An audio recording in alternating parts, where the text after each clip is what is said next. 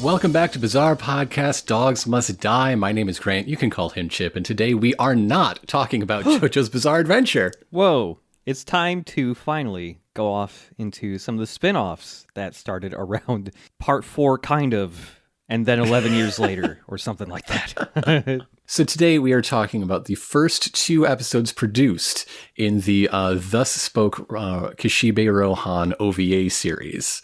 Because, yeah, timelines are a little weird. Yeah. There's more than one order to the Spoke Kishibe Rohan. You've got the actual order they were published. You've got the order the anime episodes were produced. And then you've also got the completely random order you could go just by the episode titles. Oh man. So yes, the frame story here is it's Rohan telling his friends about a series of weird things that happened to him, just like Rohan and his stories, right? Mm-hmm. I imagine the numbers in the titles are supposed to be the order in which they occurred to him. Mm-hmm. Which is not the order they were written in, because who tells their life completely chronologically ever? That's a weird thing to do. Yep. And neither of those are the order they were adapted in for animation. Mm-hmm. It's a good thing that basically all these stories are self-contained. Yes. And so it doesn't really matter. There is just the faintest line of continuity from like the beginning and ending bits of the framing story. It does not matter too much if you see it out of order. Should also say that this little anime has not adapted all of the stories. There's only 4 episodes of this, and there are currently 8 stories, with a 9th coming out March 19th of this year. Mm-hmm, mm-hmm. So I'm very curious if those other stories will eventually get adapted, because the very first one that was made was done as like a bonus for a DVD set or something. And then a couple years later, I believe they just started making a couple extra for Netflix. No, they weren't for Netflix. It was just Netflix grabbed the rights for them. Let's talk about some specifics. Yeah. So our first episode, the OVA 1, is called Episode 5, Millionaire Village. Mm-hmm. And this was released on September 20th, 2017, as, like you said, a promotion for people who bought all of Part 4 on Blu-ray. Yes. Yep. And the story it is adapting is, as we've mentioned, not the first Thus Spoke Rohan one-shot written. No, this one was written, this one was published on November 22nd, 2012, right around the same time as the 3rd arc of Part 8 was coming out. Yeah. Oh, that's got to be real weird to revisit stuff from Part 4, like, more than a decade after Part 4. Yeah, I think that's all the backstory for like how this manga came about. One more bit of behind the scenes stuff. I want to talk about some cast notes before we really begin. Right. People may have noticed. I know some people noticed because they messaged me about it. We never talked about who voices Rohan in either of the languages. Yeah. And that's because in Part 4, Rohan's English voice was a man known for sexual harassment of his coworkers, groping fans at conventions, and using lawsuits as a weapon to silence his accusers. Mm-hmm. Yeah. So we never talked about him until we could get to this point with the happy ending that he got fired. Yay. Eventually. After he did all the Part 4. After he did all of those things. But yes, so Rohan is voiced by Landon McDonald, who you might recognize for dubbing Enmu in Demon Slayer. Mm-hmm. And his Japanese voice is Takahiro Sakurai, the official dub voice for Robert Pattinson. Oh, shit. So he's about to have a big year. Yeah. Wow. And you know, if you listen to this stuff, these episodes after you've watched at least some of Part 4 that includes Rohan, you would honestly never think that he got recast because this other guy does like the exact same goddamn voice. Yeah. And it's like a perfect match. You would never know. You know, and I feel like, you know, so many a lot of people will hold voice actors precious because like they're the only one that can do that voice or whatever, even if they're like kind of a shitty person, they're harassing people. It's just like, fucking probably not. That dude who voices Reno in Final Fantasy VII Remake could probably do a pretty damn good Raiden. Just saying. Yeah. And I mean, while we are talking about some of this, it is worth mentioning that the English voice of Kira, the man who looks like a magician in his Wikipedia photo, is also credibly accused of sort of leveraging his celebrity to take advantage of fans, including like buying alcohol for underage fans and inviting them to his hotel room to share it. I did not know about that one. That's some gross shit, yeah. Just do a funny voice and just fucking don't talk to teenagers. God damn. Only speak professionally to teenagers. Yeah. And if you can't do that, fucking lock yourself up in a closet. What are you doing? Fuck. You voice cartoons. So we begin with Rohan giving us a stretching lesson. It is a lot like his final scene at the end of part 4, but far more in depth. He's not just demonstrating, he's giving us lessons with like best practices and the precise angles of your joints, all very Rohan stuff. And then we get an OP for this series of OVAs, which is just like shapes melting into silhouettes with moody music. Yep. It's a James Bond opening credit sequence. Yeah, it's just like clouds of ink turning into stuff. And it's got a spooky, somber song, I guess. Yeah.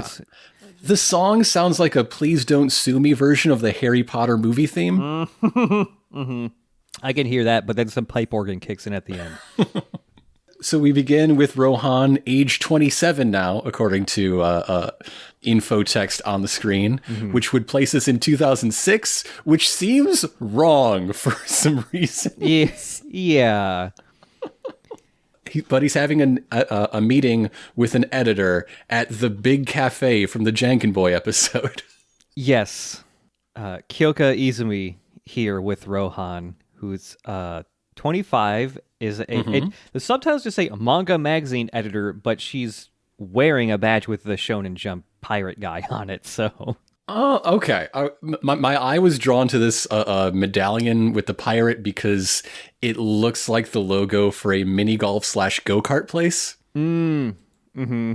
Yeah, I can see that now. Yeah, I'm pretty sure that's supposed to be the Shonen Jump guy logo thing. Yeah, they're hanging out here. They're having a meeting. You see other like staff from Shonen Jump or wherever like with Rohan in these episodes every once in a while, and they're always really young. Can you be a manga editor at 21? Man. Well, can you have a best-selling book at age 17 or whatever when Rohan started? I guess everyone's a prodigy. Everyone, yes. Yeah. Kyoka Izumi is voiced in English by the voice of Ingrid in Fire Emblem.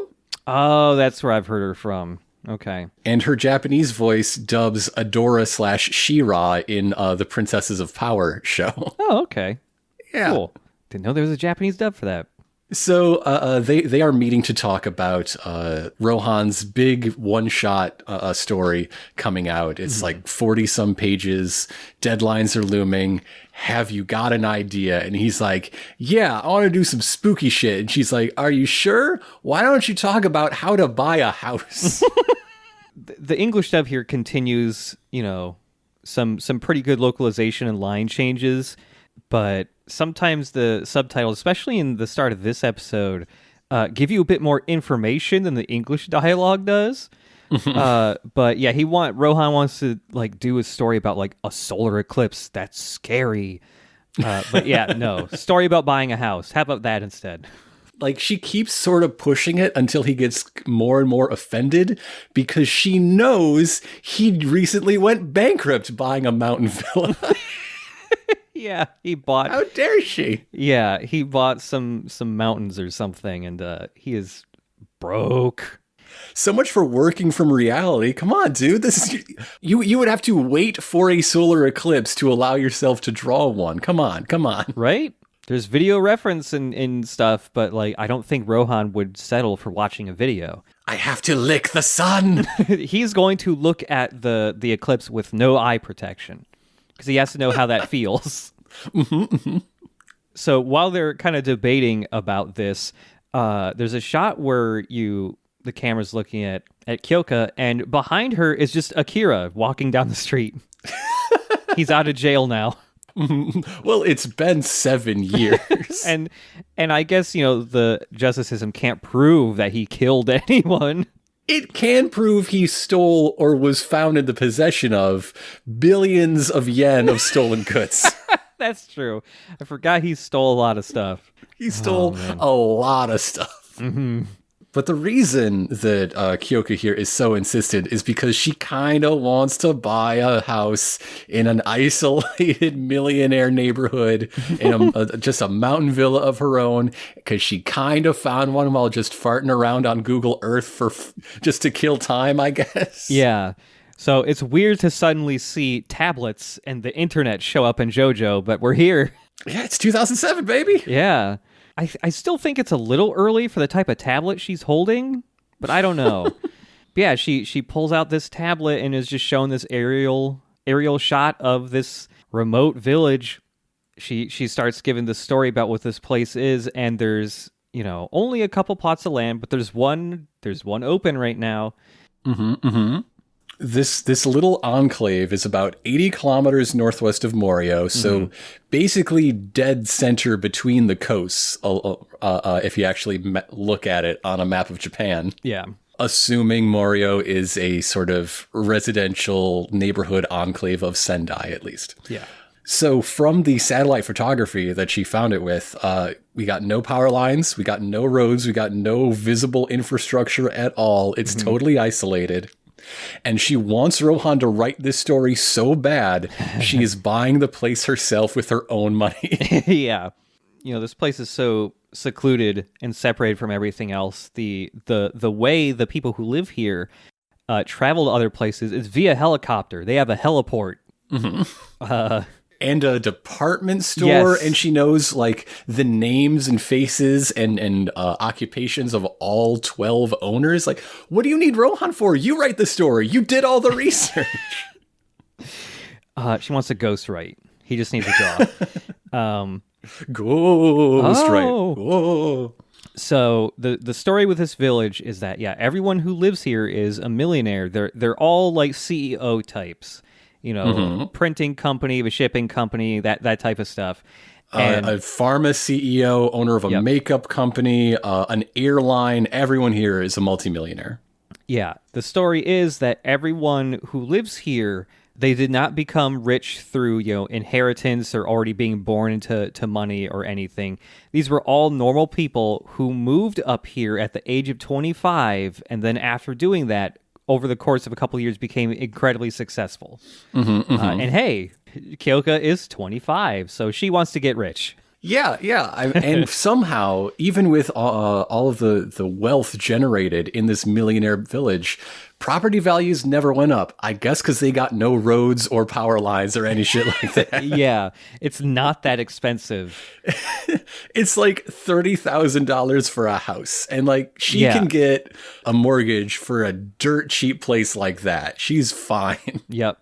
So she's starting to get Rohan's interest now, especially now that she's like, it's my own money. It's not from the company. You don't got to do shit. You're poor.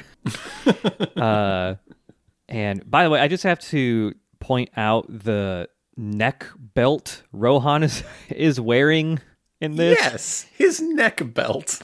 At first I thought it was just like a part of a weird collar of his shirt, but no, it's completely separate. He's just got a belt where the buckle is a giant pen nib that he just has hanging around his neck. So he eventually gives in. He agrees to accompany her on this like sales appointment. She's going to the open house, I guess. Yeah. Is like, okay, cool. You got access to the company helicopter, right?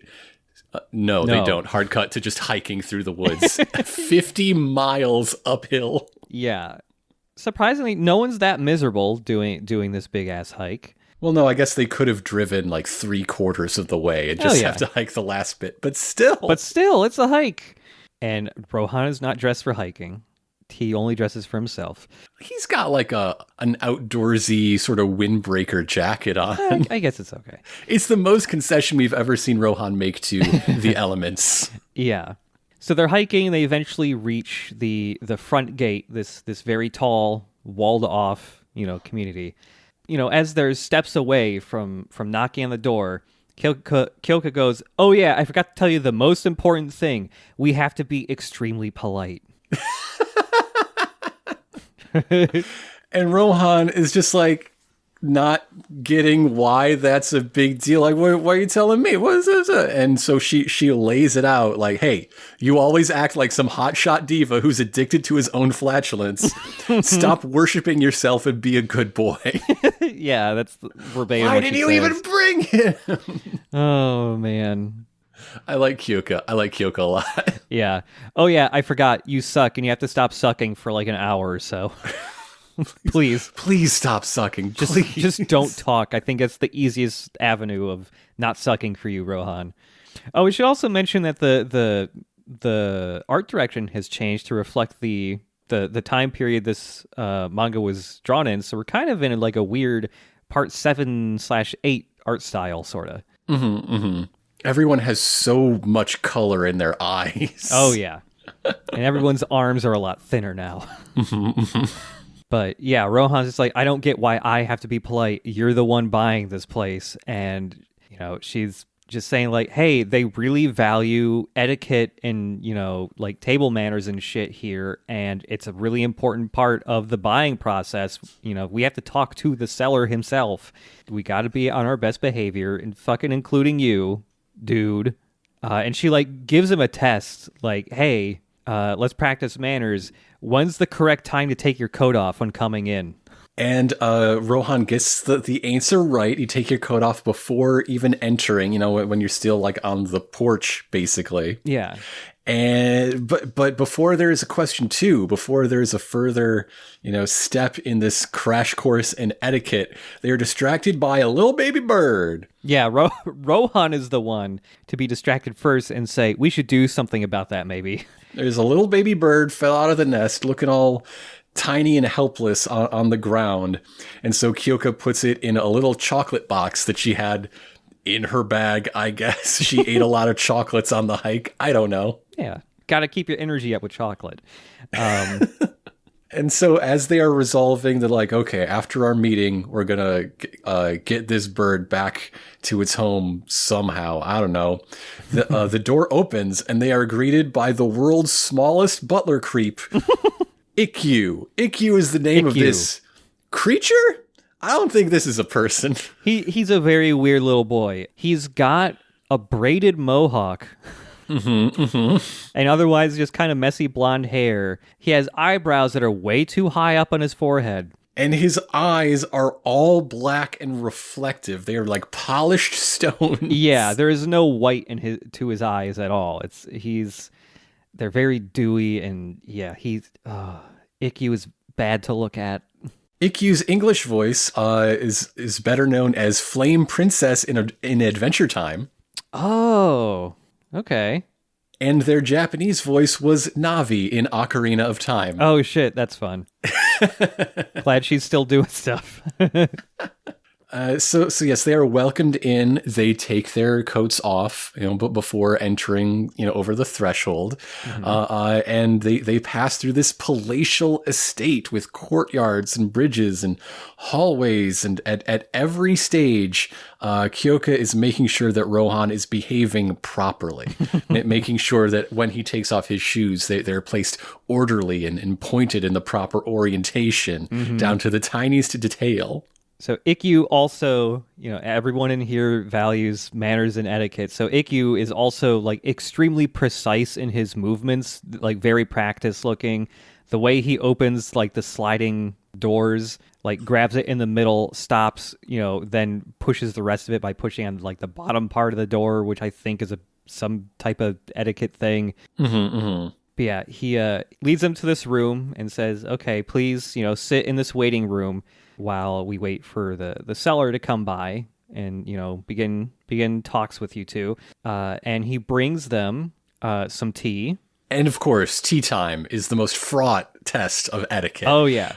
I mean, beginning with the fact that it seems to take Ikkyu 10 minutes to just give them the tea and get out. There's so much bowing and precision all tied up in everything.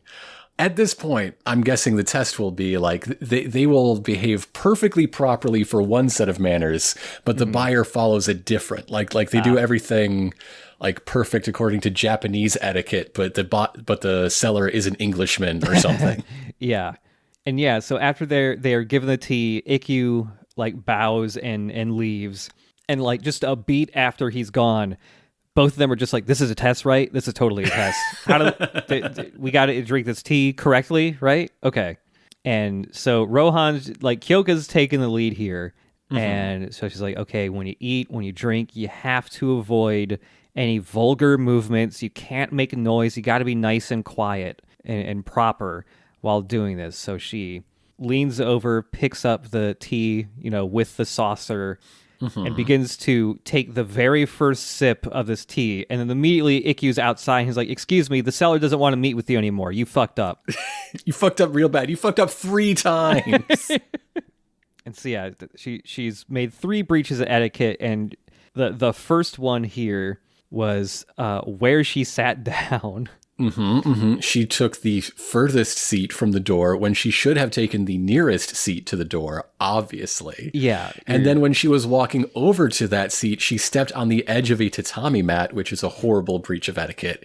But the absolute unforgivable violation, when she picked up that teacup off of her raised saucer to drink it, she put her finger through the handle, which is unspeakably perverse. Yeah, you get like a split screen, like wrong and correct way to hold this teacup, and she was supposed to, no fingers through the handle. You're supposed to just be pinching the sides of the handles, which seems really fucking annoying. That seems like the worst way to hold a cup full of hot tea, to be honest. So she begs for a second chance when she's told that she'll have to like walk back down the mountain for the day. She's like, "Oh, just for the day? That means I can try again? Please let me try again. Please." So she wants this house so badly, and Ikkyu's like, "Okay, I'll go ask." Yeah. And Rohan is like sweating a bit. He's just like, "Can we just go home?" I don't like this anymore. I don't like this. I never really liked this to begin with. But Kyoka is like almost like driven mad now, where she's just like, this place is really nice. I like this place a lot. And everything starts to get a little spooky. Yeah, the color drains. Everything's looking grainy as like she's rising in madness. Yeah. As this is happening, Rohan's pocket just starts leaking blood. A lot of bad things happen at once. Yeah. Rohan gets a little bit of blood out of his pocket. That's weird. And then Kyoka gets a phone call, and she clearly does not like what she's hearing in this phone call. It's an almost frustratingly believable phone call. Unlike so many TV phone calls where it's the person you can hear just repeating what the person you can't hear saying. Yes. She's just freaking out and you don't know why. Yeah, and as she is on the phone, Rohan notices that there's blood leaking out of his pocket, and he pulls out the little chocolate box with the baby bird in it. And it's pouring now, waterfalls of blood coming out of this chocolate box, and also centipedes. Yeah, centipedes just start coming out of there, and Rohan's just like, what in the fuck? And like, it's just endless blood pouring out. And Kyoka, having received her news, can now relay it. Her mother is dead from a car accident. She was driving her new fiancé, her betrothed, somewhere, and he is also dead. The reason the car accident happened is because her mom had a heart attack while driving, the two of them.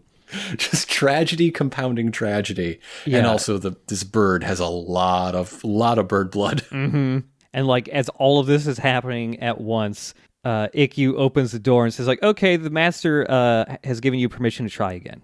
Let's continue. And Rohan's just like, this is bullshit. Something's up. So he pulls out Heaven's Door on Ikkyu right away. It like karate chops Ikkyu in the forehead and his head splits open into a book. Yeah. And so he starts reading Ikkyu's pages, and so, yeah, he is, the butler of this entire village.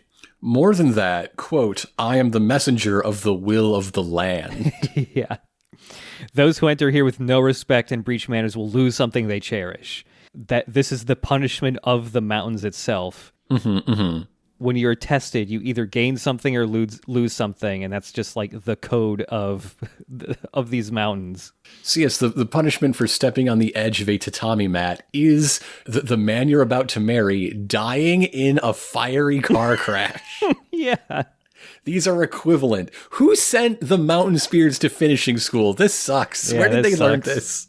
And so Rohan keeps flipping through pages and determines this kid has no stand.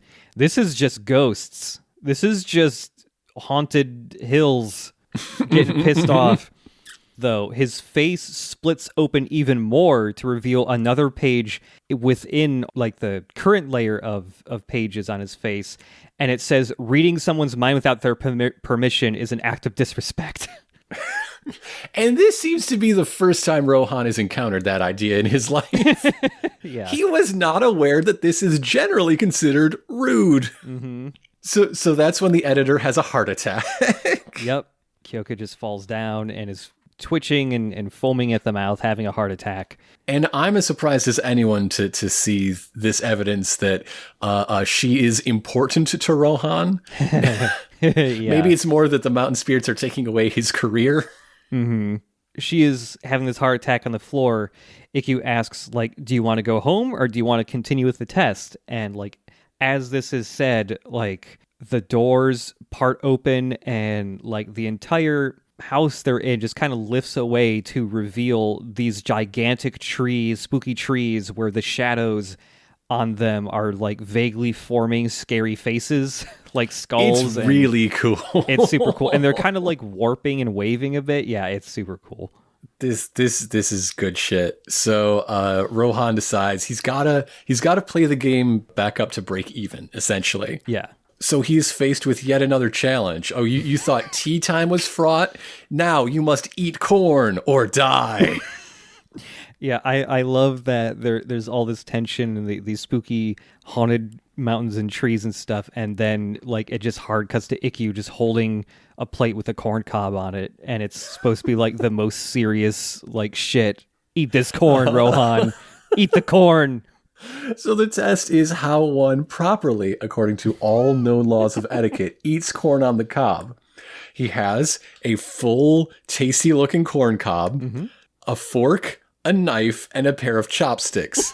I don't know how the fuck you eat corn on the cob with chopsticks. Yeah, I would love to see someone try. I guess you're like plucking the individual corn kernels off the cob with the chopsticks. You use the fork and knife to cut the corn cob into slices, like half-inch discs.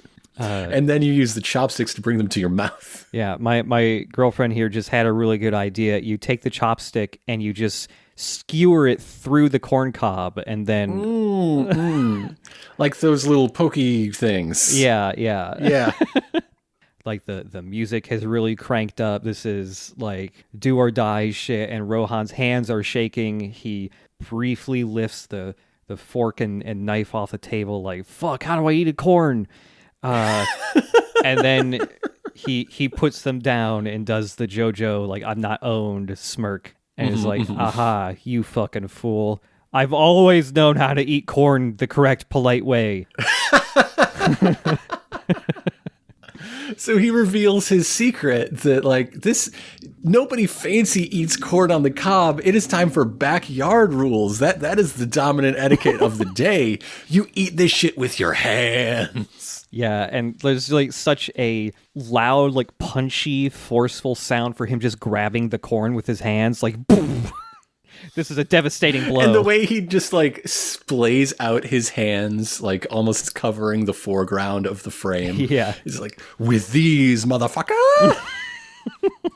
He grabs the corn and he eats the corn. He's done it. Which resurrects his beloved work friend. She's no longer foaming at the mouth or having her organs explode. Hooray. Yeah, but Rohan is continuing to like fix all of the other bad things that have happened by making Ikkyu be very vulgar and impolite.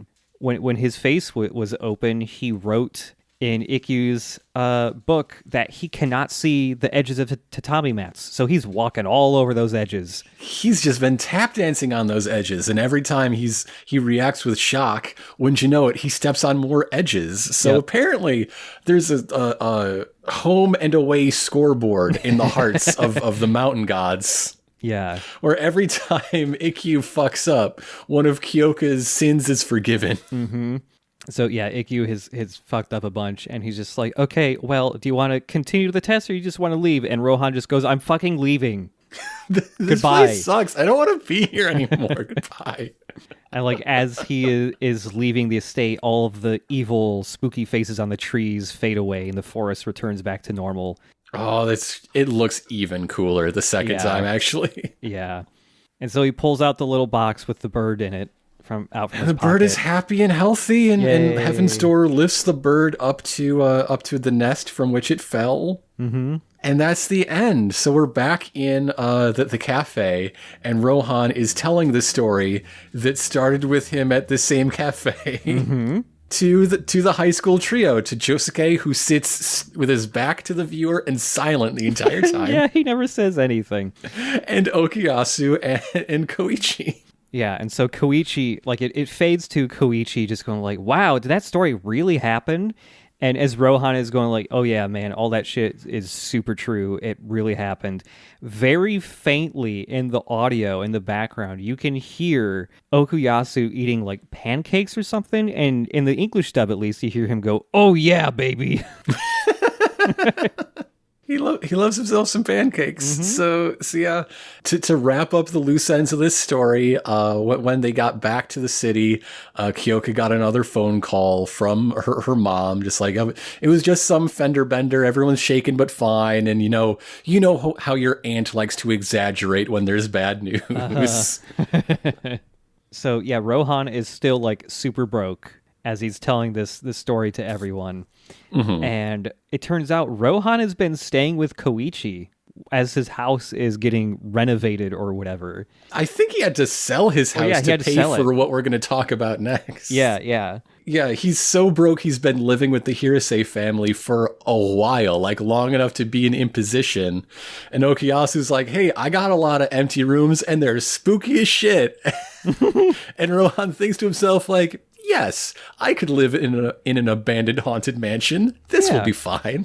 And he's just like, you know what, Okuyasu, your dad's pretty interesting. I need to research him. And Okuyasu, as the camera's just like pulling away and like, you know, we're fading to credits, Okuyasu's like, oh man, could you use Heaven's Door to fix my dad? And Rohan's just like, no. Not I can't, but I won't. Yeah, I won't. And I don't think he can. What would he do? Write in him, I am no longer a slug? Yeah, I don't know if that would work. Even if there were like no protections against Heaven's Door, I just don't think that would work. I don't know. So that is the end. And the one thing that confuses me most about the timeline isn't the various production things. It's why are these people still in their high school uniforms if it's 7 years later?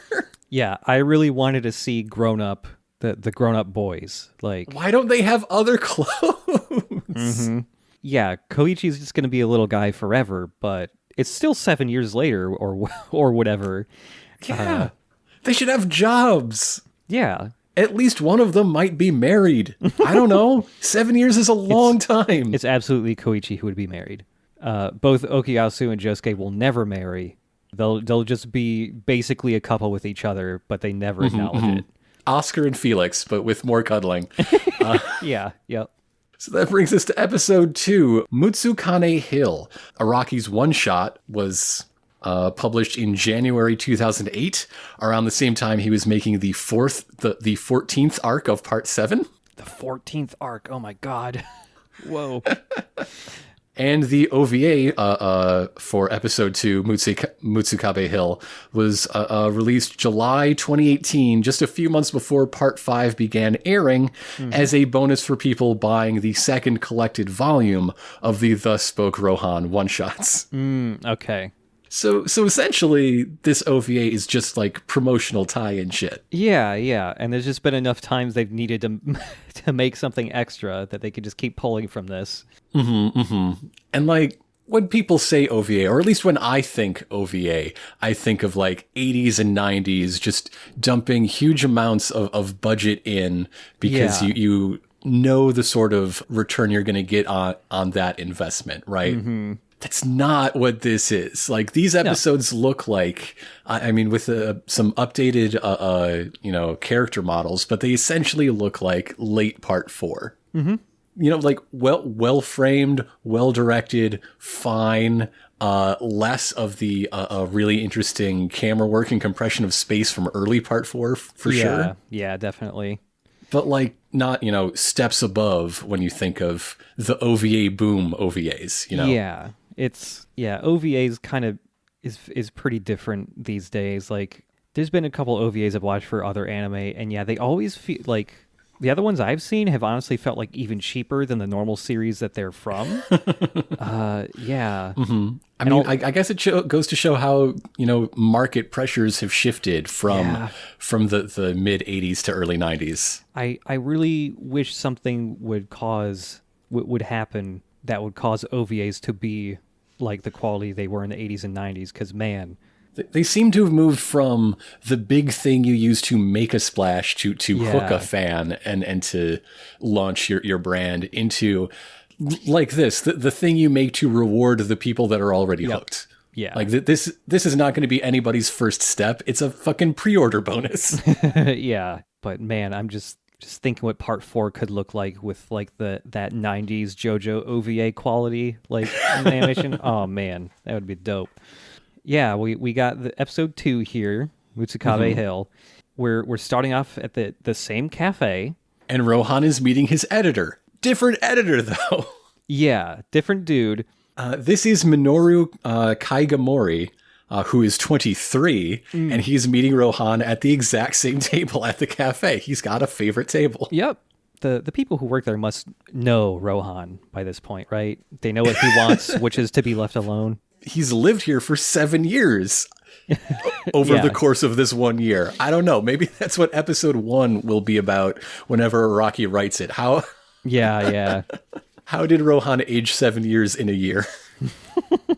So Minoru here, his English dub voice also played the titular role in Moriarty the Patriot, to connect it to what we were talking about last episode, the Sherlock Holmes angle of JoJo. And Rohan is real pissed to see him 6 minutes early for their appointment. Yeah, somehow this is worse than arriving late. Yeah, it feels like some of that weird etiquette stuff rubbed off on him or something. Even though this takes place earlier. Yep. This is episode 2 rather than episode 5. Yep, it takes place before.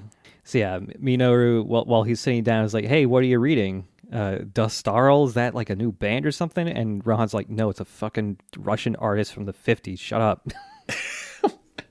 If you look up, this artist is known for abstracted landscapes, and they look cool as shit.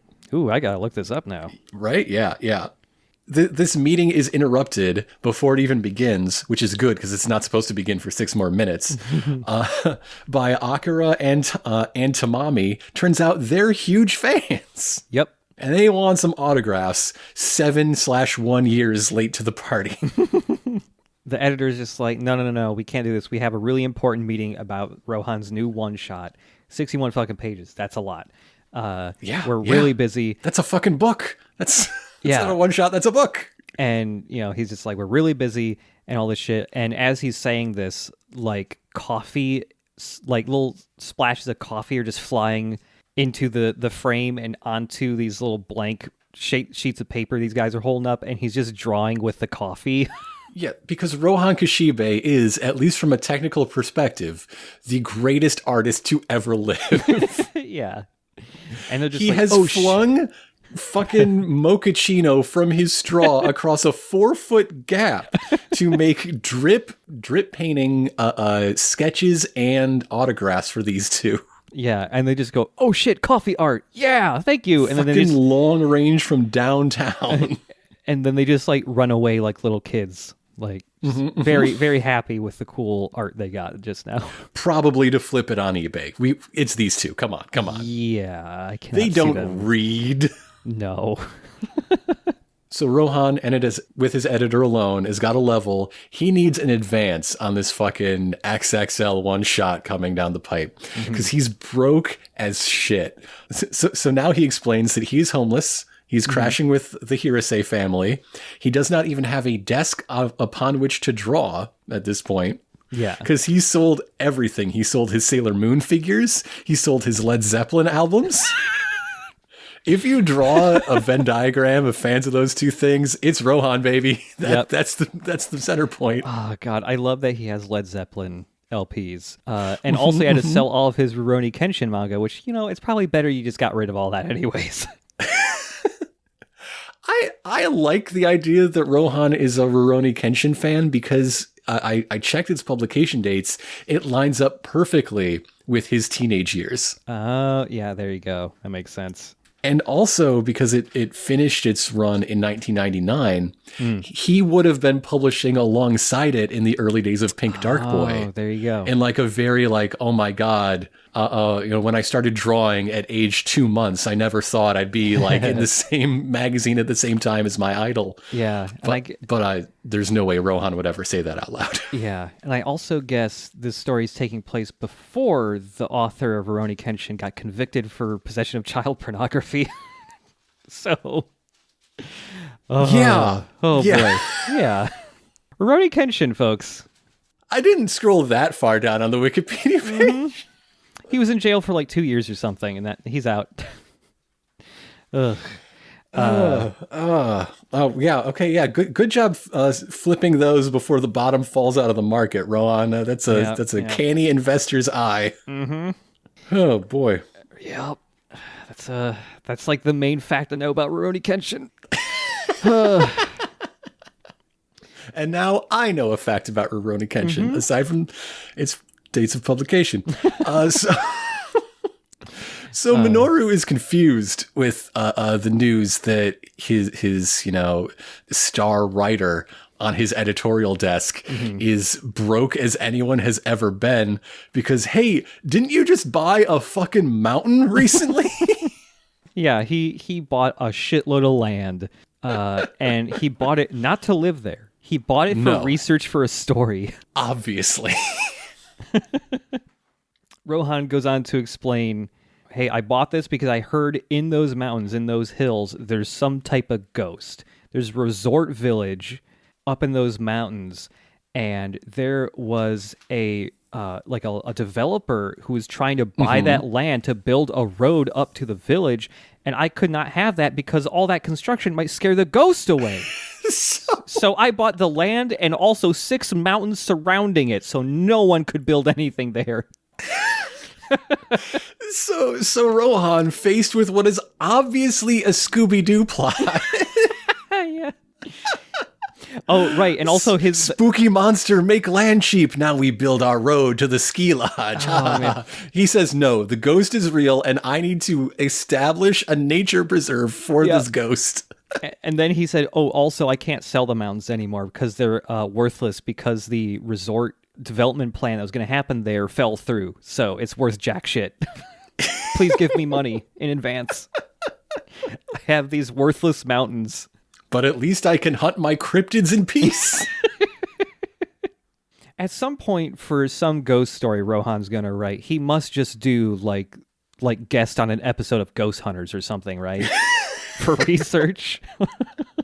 I would love to see Rohan in, a Scooby-Doo mystery, Just after Sonny Bono, before the Globetrotters, squeeze Rohan in there. I love Rohan's weird thing of I have to experience things in real life to get inspiration for my stories because it is such the perfect framework for just writing any crazy-ass story with Rohan that you want. And that's why there's no naked babes in his book, no matter what the milkman asks for. Yeah, he's literally never in his entire life seen a boob, so he can't draw them. He doesn't know what those are. I mean, in theory, yes, but not to his standards. Yeah. But the happy ending of this story is that he did indeed find this mountain specter. Yeah. And so we see a glimpse of this specter, and what it represents will be made more clear later. But it's just this very bloody lady in her underwear, covered in just geyser sprays of blood, and a dead boyfriend. Mm-hmm. So yeah, we go into the OP, and after Rohan begins to tell his story of Mutsukabe Hill. Mm-hmm, mm-hmm. So there is this woman named Naoko Osato, only daughter of a successful family that lives in Mutsukabe Village. Yes, a miso paste dynasty. Yes, 300 years of this family making miso paste. And doing very well for themselves, yeah. Yeah. Naoko's English voice is also Yuffie from Final Fantasy VII Remake. Oh, shit. What? I thought she sounded like Yuffie. Oh, man. That's great. And her Japanese voice is about to appear as the daughter in the upcoming Spy X Family adaptation. Oh, neat. That is probably going to be very popular. Yeah. So yeah, this village, the family owns like this villa. They got they're a private road that leads right up to this villa up in the mountains. We cut to inside the villa, and there's somebody playing basically Gradius on a. It's the exact same game Josuke was playing. Yes, it was. That's right. Yes, it is. Except he's playing it on what appears to be a off-brand Mad Catz PlayStation 1 controller. Yes, instead of literally an N64 controller. And he has the most bizarre grip on this controller. It's upsetting. He's got his thumb and index finger on the face buttons and using the rest of the fingers to prop the controller up. And it looks so uncomfortable. You're not playing Monster Hunter. You don't need to do this. But this is the soon-to-be dead boyfriend we saw in that flash earlier, Gunpei Kamafusa. He is a part-time gardener and boyfriend on the down low. He's one of them secret boyfriends. Yep. Because this is a story of class. Mm-hmm. His English voice plays Auntie in SSSS Gridman and Dynazenon, which I would recommend people go watch both those shows. They are excellent. I should watch those, yeah. Yes, you should. I need to watch more anime. I just started watching the OVAs of Blackjack, which are pretty good. More gambling, huh? Okay. Oh no, Blackjack is he's an unlicensed doctor. But I'm sure there is gambling at some point. Gambling with their lives. Yes, exactly. So anyway, Naoko is dumping this guy because she can't be dating the help anymore. Daddy wouldn't approve. Yeah. And so she kicks him out or tries to kick him out and throws a big envelope full of cash at his head. Yep. And getting dumped with a payoff, that's emotionally hurtful. I get it. That sucks in ways that just normally getting dumped doesn't. But you still got a wad of cash at the end of the day. That's got to help, you know? Yeah, I feel like most of the times if a relationship ends, you're not getting a severance check, like, but yeah, as she's like throwing this cash at him and stuff, like she closes the window because there is a car driving up to the house. Somebody's coming. Mm-hmm. They cannot be seen together. They have a fight. He doesn't want to go. She wants him to go. And so he comes up and grabs her and starts trying to be all sweet, which isn't very sweet because she's squirming and shouting no as he gropes her and is like, hey, what would your dad and this other man, you're with another man now, aren't you? What would they think if they saw this? Like, I don't care. I know what I think when I see this. I think it's bad. Mm-hmm. I think you should get dumped. No. Yeah, this behavior is extremely dump worthy for sure. So eventually Naoko gets pissed off and she like elbows him in the face and this upsets him. And so he slaps her. Yeah. And shoving has graduated to like slapping and striking. Yeah. And maybe you should just like call it quits. Things are bad. This is not good. And the instant he slaps her, he's just like, oh no, I'm so sorry, yada yada. And she's pissed. And so she just starts, just striking his chest, just kind of open hand pushing him open palmed. And eventually she pushes him enough that he like trips and he falls down on his butt. And she rushes to the window to see that her dad and her fiance are walking up to that house. Because yes, this is apparently, despite their contentious arguments, this gardener is the guy she wants to be with, but alas, due to the pressures of being a wealthy, daughter to the miso paste fortune, she's had an arranged marriage to this guy who we learn nothing about. I'm going to assume that his family owns like 10,000 supermarkets across Europe or something. It absolutely has to be some type of business arrangement. And as she is explaining this and trying to apologize, she's not getting any response.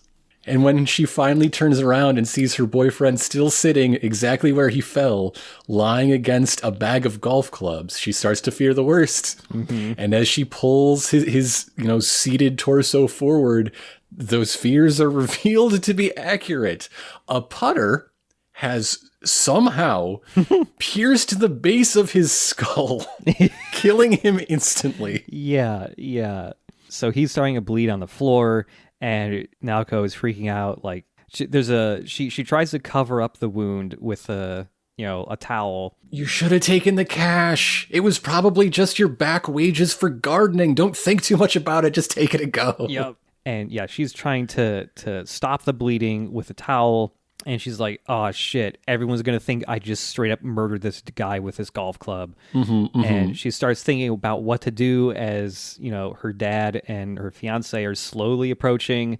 And she's like, do I call a doctor? Do I call the police? Like, what do I do? You see there's like silhouettes as the sun tries to hit the front window.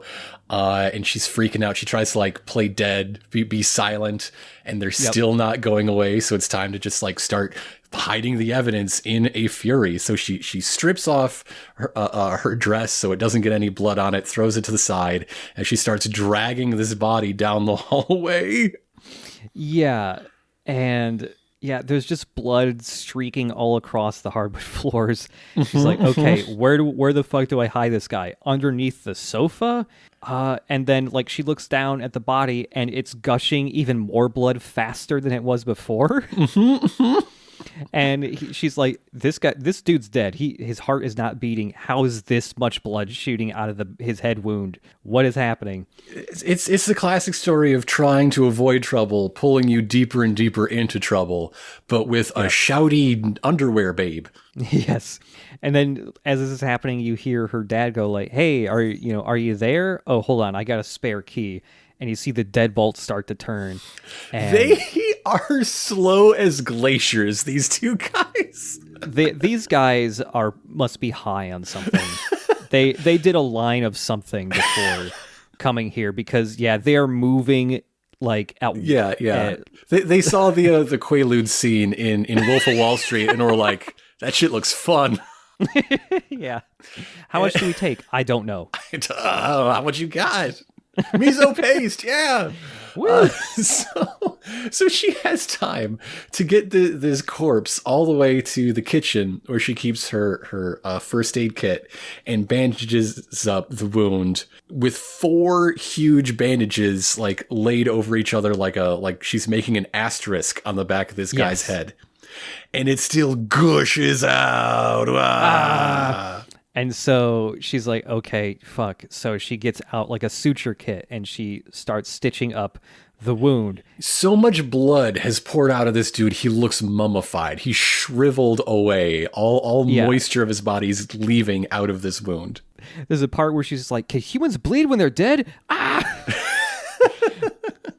And so she's like got the water running to like clean stuff up. And like her dad is just like, sounds like you got a lot of water going. What's going on in there?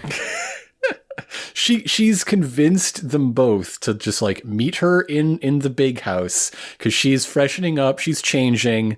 Just like go on ahead. I'll meet you in the main house because she like lives in a guest house on this fucking miso paste compound, I guess. And so they go, and so that buys her a little time to like sew up this hole. And then the fiance is like, yeah, your dad gave me a spare key. Thinks we should spend some one-on-one time before we all hang out in his living room. I'm like, dude, she said she'd see you in a minute. Go away. Go away. No one listens to this woman and what she wants. Yeah, and as she's like trying to do something to this wound, her fiance is also like, hey, so like when I was first walking up to the building, that window was open just a crack, and I'm pretty sure I saw someone else. Is there someone else in there with you? What's going? And he's like really suspicious, and she's just like, just go to the main house. She can't think about this because her hands are shaking way too much to be doing sutures. Yeah, but she somehow manages, and it keeps bleeding. And so she takes a spoon and heats it with the gas burner, the stove, and uses the spoon to try and like cauterize the wound, but it just burrows into the back of this dude's skull. And there's even more blood. Even more blood. So she finally wraps this dead man's body in a rug and hoists it on top of the refrigerator, out of sight, out of mind, I guess. And so there's just blood everywhere until the door opens and in comes the other man who has Polnareff's hair but blonde, which is why I say he's the heir to a European supermarket fortune. Yeah. It is like a distant cousin of Polnareff. Yeah. As soon as he enters, lightning quick, she's scrubbed all of the blood away. She's like in a sort of simple house dress and apron with rubber gloves on, you know, the cleaning uniform. He's like, oh, I guess there is no one here. I'm not going to pay any thought to the idea that you said you were getting ready to look nice for you know, fancy people socializing and are instead doing your chores. That's not a discrepancy in my mind whatsoever. Yeah, she is facing away from him, just like dual wielding towels here, like polishing the fridge basically. And oh my, this story is horrifying. This whole I've been concentrating on how wild this shit is, but this is one of the scariest thing. This is absolutely the scariest thing this franchise, at the very least, has ever done. Yes. But it's some fucking wild shit. Cause like her desperation, the absolute like rictus tension going on. And then the most bizarre and horrifying thing of it all is, of course, he is still bleeding. And he's bleeding in a very organized manner now because the spoon pressed through his fucking brainstem is now like down the blood is running down the handle like an improvised spout. Yeah. And the only way she can hide this blood from her the man she's destined to marry is to have her tongue open like she's catching snowflakes in wintertime and just drinking it like a fucking water fountain. Yeah, it's very, very bizarre and spooky. You know, he just keeps talking to her, going like, oh, I guess I really was mistaken. And you can hear her thoughts of just like, please stop bleeding. Please stop bleeding. Please stop bleeding. Please. And this could be the end of the story. I kind of wish this was the end of the story. Yeah.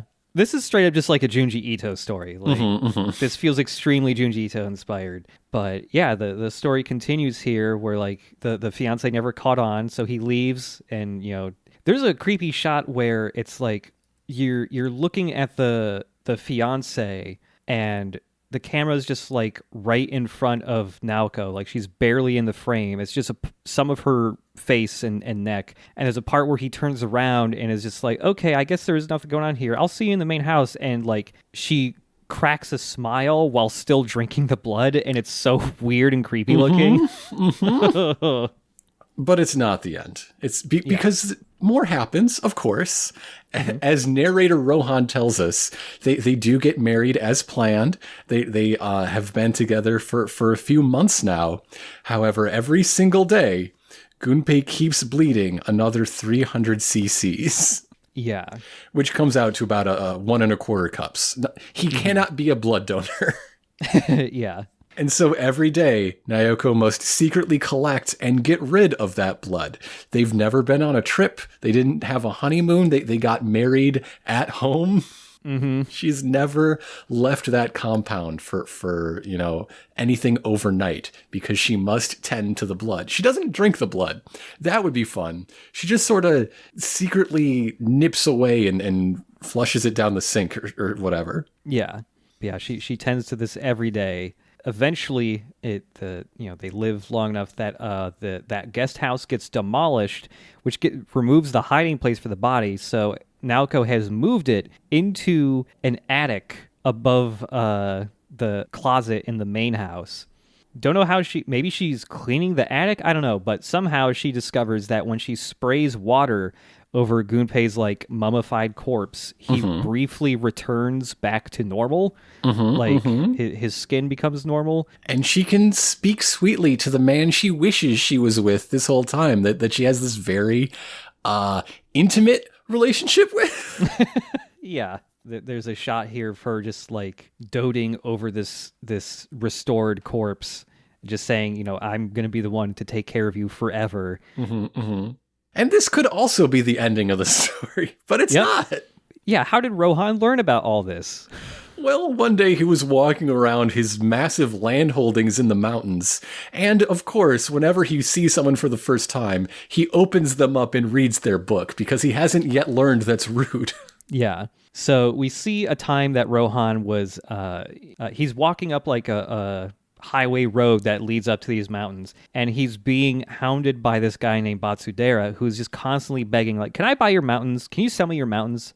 I want your mountains, please. I guess this is before the development project fell through. Maybe he's one of the developers. Like, the land is still valuable to those people. I guess so, yeah. But yeah, Rohan just starts walking faster to leave Batsudera behind as he's like answering his phone or something.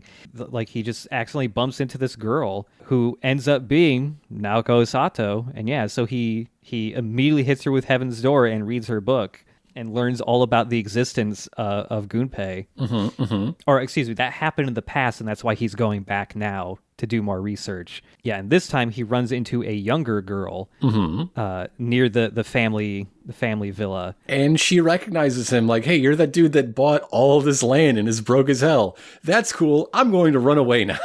Yeah, I think you're a pervert probably. Goodbye. She tries to like run away, and Rohan's just like, whoa, what's this? And so he tries to just like grab her by the arm, and she trips instead and cracks her head on a rock. And so much like Naoko's response sometime in the past, he's like, oh shit, this looks like I killed her. Everyone's going to think, when it doesn't, it looks like a kid ran and slipped and fell. Naoko was right. It looked like she killed him. But like Batsudera is coming up right behind him. Like he can hear him on the phone getting closer and closer. Now, a reasonable person might think that this is a coincidence or perhaps some local curse that plays out in the same cycle over and over again. But it takes a special freak mind to jump to the conclusion of Naoko got corpse pregnant, and this kid is the new incarnation of the specter that is tormenting me specifically. Yes, Rohan learns a lot, and I don't know if it's through a book or if he makes a lot of conclusions because it sounds cool for a story. But yeah, this girl has cracked her head and appears to be dying, so he does open up the pages on her face, and you can see all of the writing in the book just fading away as she's dying. And he's just like, oh shit, the life is fading away from her. I gotta fix this. And so he writes in there, I don't know who Rohan Kishibe is, and also I cannot see him.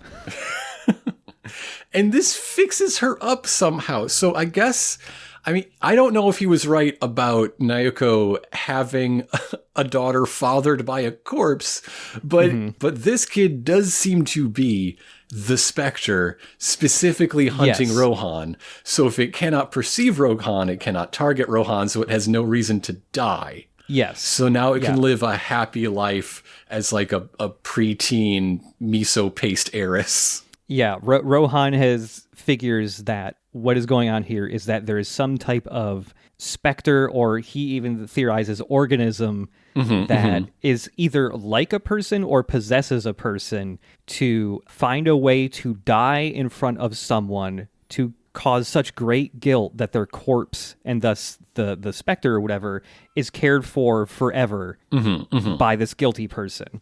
And yeah, Rohan thinks the girl came from the corpse, fathered by the corpse. Gross. Pretty gross. So she runs off unharmed, perhaps a little confused why she thought she saw someone she can't, and then definitely didn't. But no mind. Weird things happen to kids all the time. And then, yes, this dumpy little money man catches up to Rohan, and he says, quote, "You can take your offer and shove it." Yes. I would rather be broke and living with my good friend Koichi. So speaking of, we are ending just like the last one did. It's Rohan telling this story to his teenage friends, and Koichi doesn't buy a word of this shit. But Miki Taka, who's here today, does know of the same sort of thing happening out in the Orion Nebula. He's heard of such creatures. Yeah. That would engineer their own deaths so that they would be cared for. By the way, Josuke's here again. We also, as last time, only get to see the back of his head, and he says nothing. But yeah, as Miki Taka's just like, oh yeah, man, like I've seen a creature just like this, in space. Rohan's just like, okay, are you really a fucking alien? And Miki Taka's like, yeah, man, Magellanic Clouds represent or whatever. I don't know. You could find out if anyone could crack this case. It's Rohan. Yeah. And it's the one person he doesn't want to open up. Yep. And so as the camera pans out, we go back to Rohan revisiting these mountains, just a little outside of this family estate or whatever. He doesn't want to find out the actual truth. He's just like, I could do something about this. I could do more, but I'm not that kind of guy. I'm just a manga artist. And he walks away as we hear... He walks away like the Incredible Hulk, going to his next town. Yeah, and we hear Naoko's daughter's voice just saying like, hey, mommy, one day will I get to marry a handsome man or something like that? Yes, honey, but you'll also have a side piece who you murdered. And that is the end of Mutsukabe Hill. I like this one a lot. I think it's really fucking spooky, this one. The only thing I wish was different is just, this feels like an episode that could have been, instead of like 25 minutes, it could have been like 35. Yes. So just some more time for Rohan to develop his fucking wild ass assumptions. Yeah, because like the actual idea of like there's a weird, bizarre ghost or creature or something that is almost like a parasite, but it dies in front of someone to create such guilt that they are cared for the rest of their lives is cool. He just kind of learns it very quickly. But yeah, that is 2 of the 4 animated adaptations of the Spoke Kishibe Rohan. But what do you think of these? I think like the stories are really fun, really effective. I like the change in mechanics, basically. I'm very happy that Heaven's Door is the only stand-in play. I hope that's true when we talk about the remainder next week. And yeah, just Rohan going from ghost story to ghost story in his interesting, strange little life is a good concept. This is fun. Yeah. I feel like, okay, it is what it is. I was just hoping for a little more like visual distinction, something more. Yeah. Every part we've had, okay, maybe not the jump from part 1 to part 2, but generally there's been a real change in the visual style, distinctive signature shift in how they look.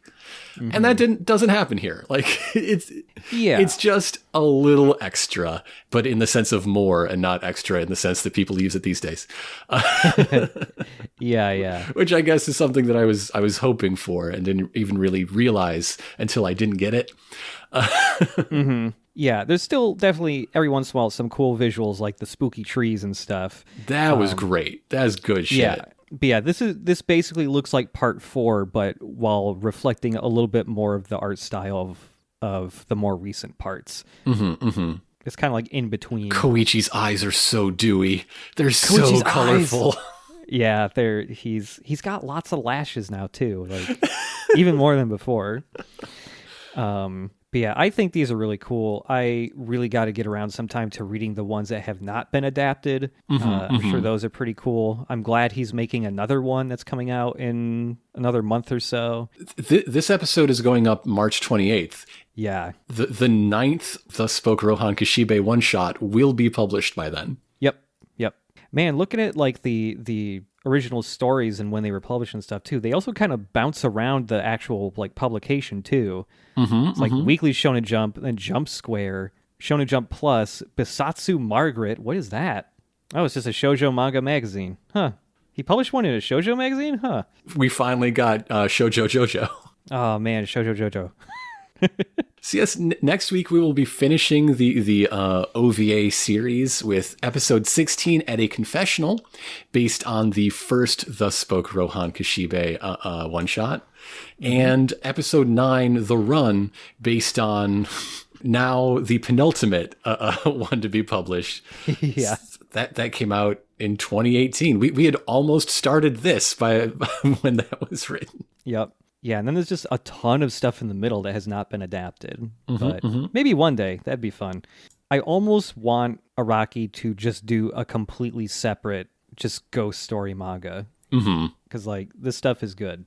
Yeah, this last story definitely, like, Junji Ito inspired, but it still feels different somehow. I guess it's just the presence of Rohan. That's the big difference for this story, but... He's a comforting figure in a sense, which is weird to say about Rohan, but like, yeah, as soon as he enters the story, you know things are going to be okay. But you're not going to like it. Yeah, Rohan at least will be okay. Other people might be corpses that bleed for all eternity, but. So yeah, again, we will be back next week talking about episode 16 and episode 9, the third and fourth OVAs to be animated based on the first and 8th one-shots to be written. Oh, man. I'm glad you can watch these in any order. Right? Yeah, it doesn't super matter. Boy, oh boy. It's fun, though. Yeah.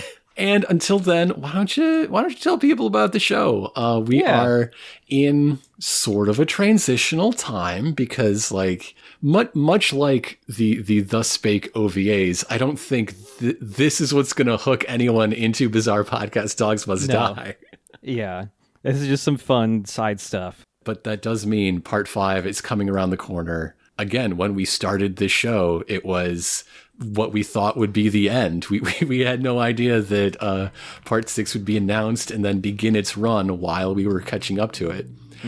We could have guessed maybe, but we didn't know. Yeah, it's still a little while before the next chunk of part 6 comes out. It should still probably be done by the time we're getting up to part 6 though. But yeah, let people know about the podcast. JoJo's a lot of fun. I feel like if you present it the right way, almost anyone could like JoJo. Yeah. You just got to do it right. There's certainly enough stuff in it. There's a lot of places to grab on, you know? There's at least one part that somebody will grab onto. I feel like part 4 is probably one of the more likely ones. I don't know. But yeah. Also, if you want to support us and to keep making this stuff, making our Let's Plays and all that stuff, we are on Patreon. That's patreon.com/ChipandAronicus. Only donate if you really want to. Our Patreon is more of just a covering costs, keep the lights on. Yeah, covering costs, basically. Yeah, it's not going to be like, oh man, we're doing a ton of extra crazy content. It's just kind of allowing us to do what we want to do. But yeah, thanks for listening, everybody. Especially more than a year, practically into this podcast now. Yeah. And so we will see you next week. To be continued. Later, everyone.